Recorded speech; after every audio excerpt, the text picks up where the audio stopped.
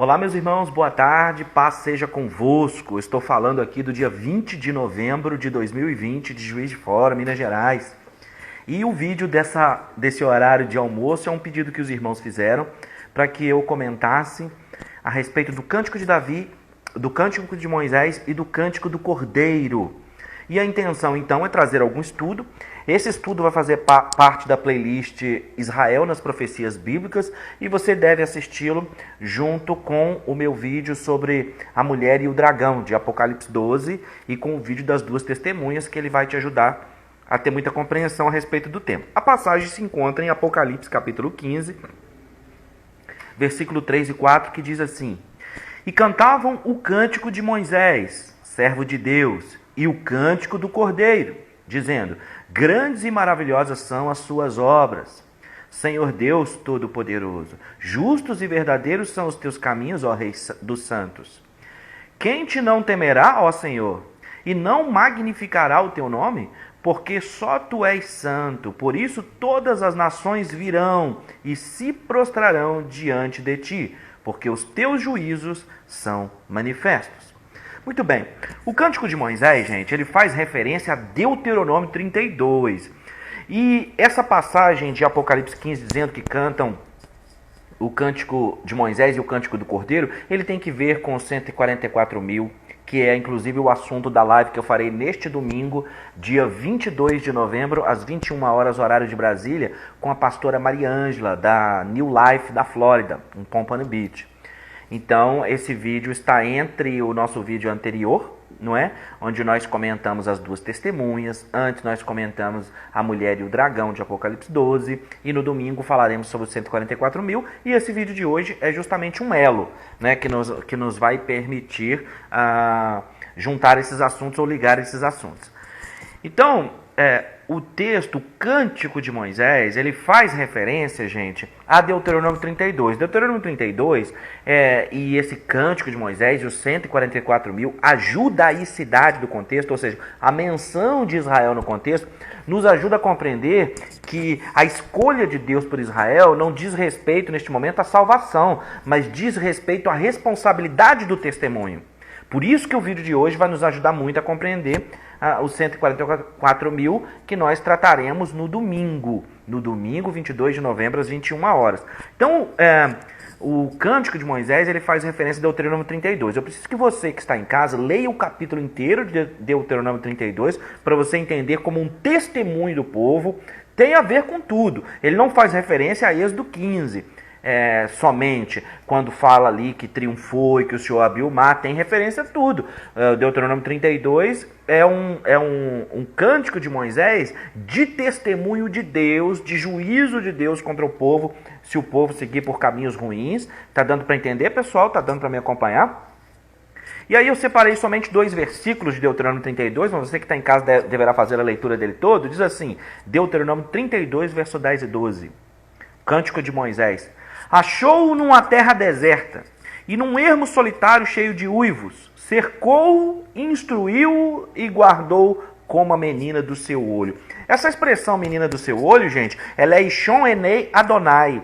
Não existe uma tradução direta para a menina do olho. A ideia aqui que se quer trazer é que para que se esteja essa menina do olho, significa quando uma pessoa estava muito junta da outra e o seu reflexo, de tão próxima que estava, o seu reflexo era emitido nos olhos daquele a quem estava de frente para aquela pessoa. É nesse sentido que Israel é a menina dos olhos de Deus. Claro que há todo um contexto de proteção, sim, claro, há isso tudo, mas isso faz muito mais referência refletindo Deus na nação de Israel, através da Torá, né? Através da lei, dos profetas, de todos os rituais. Então, quando ele vai dizer essa expressão Ishon Enei Adonai, e que está aqui em Deuteronômio 32, 10, guardou como menino dos teus olhos, depois ele vai repetir isso para Israel em Zacarias 2,8, porque assim diz o Senhor dos Exércitos, depois da glória ele me enviou às nações que vos despojaram, porque aquele que tocar em vós toca na menina do seu olho. Né? Salmo 17:8, guarda-me como a menina do olho, esconde-me debaixo da sombra das tuas asas. Né? Então, claro que essas referências Elas dizem sim do sentido de proteção. É óbvio, porque Deus protegeu e guardou o povo de Israel. Mas tem todo um contexto muito maior. Para que se reflita na menina dos olhos o reflexo daquele a quem se está de frente, é preciso que esteja, então, que haja esse relacionamento para que haja proximidade, não é? Então Israel reflete nesse sentido a menina dos olhos de Deus por causa da lei, dos profetas, do ritual, do mandamento que eles guardam. Isso é muito importante para a gente compreender. E aí o versículo 11 ao 12 diz assim: como a águia desperta a sua ninhada, move-se sobre os seus filhos, estende as suas asas, tomando e leva sobre as suas asas. Assim só o Senhor o guiou, e não havia com eles Deus estranho. Essa passagem do Cântico de Moisés em Deuteronômio 32, e para nós entendermos a leitura feita no início de Apocalipse, capítulo 15, versículo 3 e 4, ele está ligado a Apocalipse 12, versículo 13 e 14, que diz assim: e quando o dragão viu que fora lançado na terra, perseguiu a mulher que dera à luz o filho homem. E foram dadas à mulher 2 asas da grande águia, para que voasse para o deserto ao seu lugar, onde é sustentada por um tempo, tempos e metade de um tempo, fora da vista da serpente. Notou como que nós acabamos de ler no Deuteronômio 13, 11 e 12, no Cântico de Moisés? Como a águia desperta a sua ninhada, move-se sobre os seus filhos, estende as suas asas, toma-os e leva-os sobre suas asas. Assim, só o Senhor o guiou, e não havia com eles Deus estranho. Então essa referência, assim como Deus preservou o povo de Israel no Antigo Testamento, vai preservá-los dentro da grande tribulação. Não deixe de assistir um vídeo meu aqui no canal, que diz justamente de por que é a grande tribulação e para quem que é a grande tribulação. Estava acenando de volta aqui para o pessoal que acenou.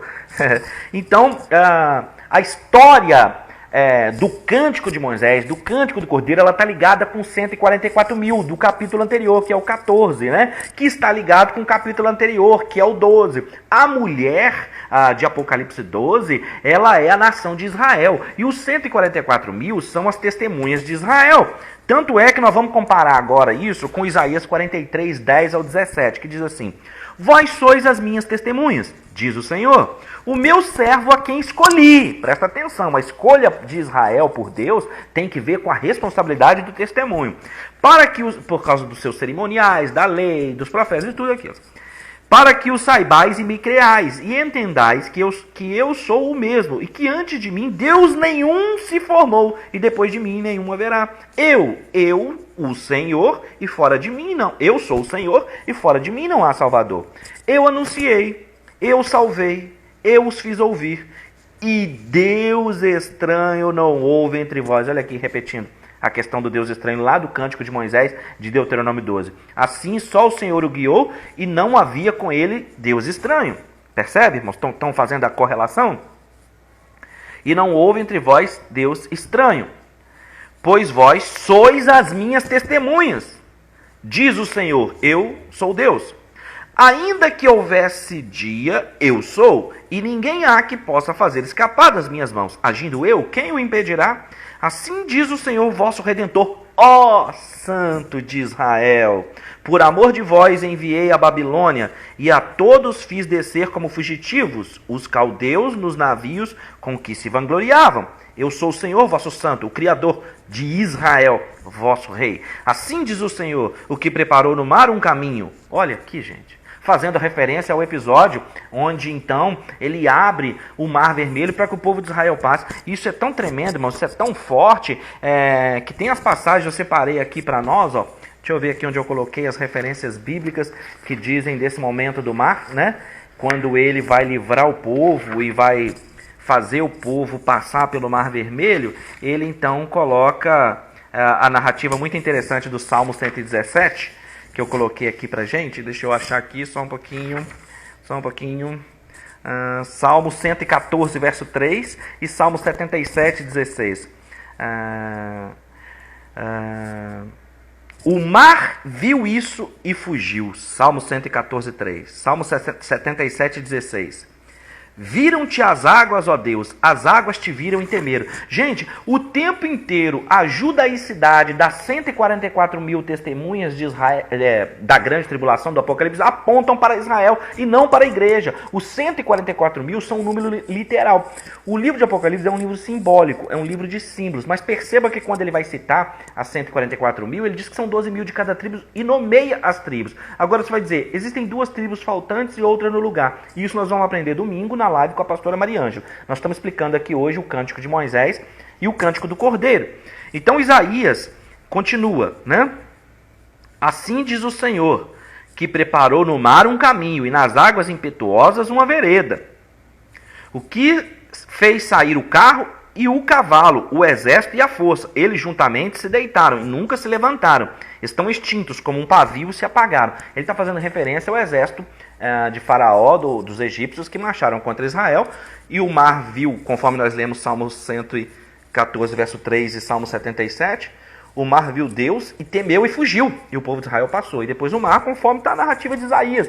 Então o tempo inteiro ele liga o passado e o futuro, conforme nós explicamos na live, a respeito da mulher de Apocalipse 12, mostrando toda uma judaicidade do contexto que não tem como ser a igreja, mas Israel. Isso é muito forte, gente. Isso é muito forte. E aponta para Israel na tribulação, porque a igreja é noiva do Cordeiro e foi arrebatada antes da tribulação. Por isso que ela não aparece mais aqui do capítulo 6 até o 19, durante toda a narrativa desses juízos que nós começamos a ler hoje, que era Apocalipse capítulo 15. Por isso que nós não vemos essa coisa toda acontecer aqui.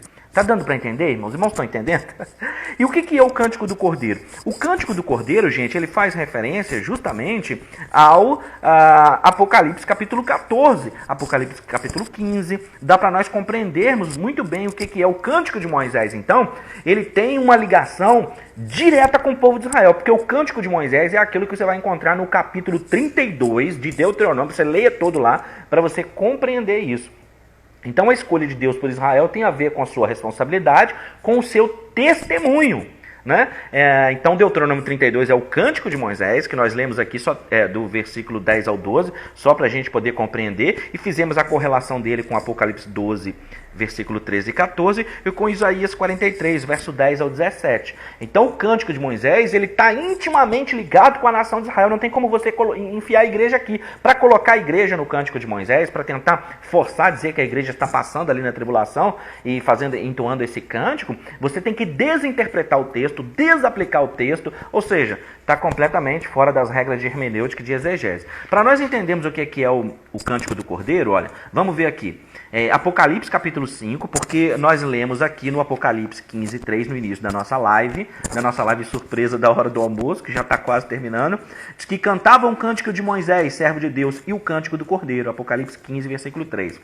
Agora vamos descobrir, nós já aprendemos o que é o Cântico de Moisés. Agora vamos aprender o que é. O Cântico de Moisés é um testemunho do juízo em Deuteronômio 32. E o Cântico do Cordeiro, Apocalipse capítulo 5, versículo 9 e 12. 9 ao 12. E cantavam um novo cântico, dizendo: digno és de tomar o livro e de abrir os seus selos. E cantavam um novo cântico. Digno és de tomar o livro e de abrir os seus selos, porque foste morto, e com o teu sangue nos compraste para Deus de toda a tribo, língua, povo e nação. E para o nosso Deus nos fizestes reis e sacerdotes, e reinaremos sobre a terra. E olhei e ouvi voz de muitos anjos ao redor do trono, e dos animais e dos anciãos. E era o número deles milhões de milhares de milhares, que com grande voz diziam: digno é o Cordeiro, que foi morto, de receber o poder, e a riqueza, e a sabedoria, e a força, e a honra, e a glória, e ações de graças. Por que ele está dizendo isso aqui?